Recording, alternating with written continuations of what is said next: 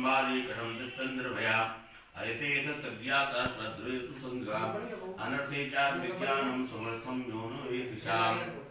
एक तो नहीं करता,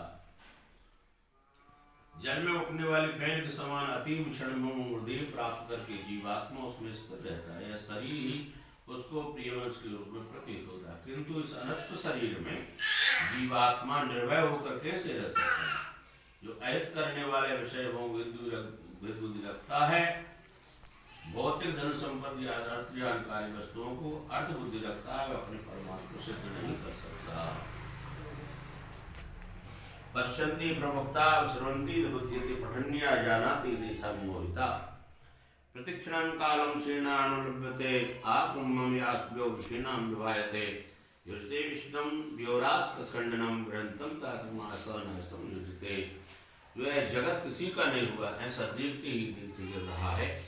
आत्मज्ञान विषयक वचनों को सुनते हुए भी जिस बोध नहीं होता, पढ़ करके उसका अर्थ नहीं समझ सकता। ऐसे इसलिए होता है कि जीव भगवान की माया से मोहित है।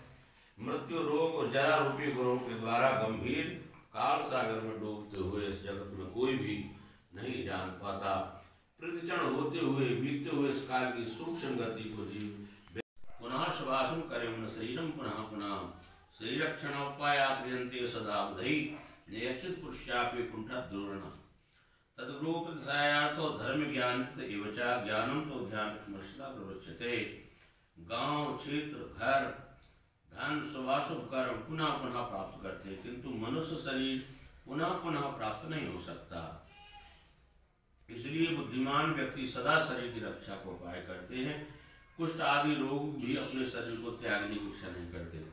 शरीर की रक्षा धर्माचरण के उद्देश्य, धर्माचरण ज्ञान प्राप्ति के उद्देश्य, उसी प्रकार ज्ञान ध्यान योग की सिद्धि के लिए ध्यान योग से मनुष्य अविलंब मोक्ष प्राप्त कर लेता है। आत्मेवं यदि नास्मेदुर्निश्चयोभ्यास्पादं तारिते एवं नरकादुचिकित्सां न करोति आगत्वा श्रोतेभ्यं पादं दर्शति व्याधिवाते जरायं चायो भिन्नास्फोर एतं सर्वा भूता संभवेत्। यदि मनुष्य स्वयं भी अपनी आत्मा का अहित निवारण नहीं कर लेता तो आत्मा का दूसरा हितैषी होगा और आत्मा को तारेगा।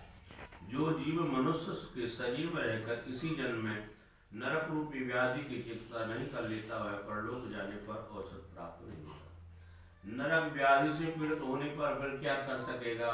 वृद्धावस्था बाघिर के समान सामने खड़ी है, फूटे हुए घड़े के गिरने वाले जल की भांति प्रतिक्षण आयु समाप्त होती जा रही है। रोग शत्रु के भांति प्रहार कर रहे हैं। अतः शरीर प्राप्ति के लिए जीव को भगवत भजन का अभ्यास करना चाहिए।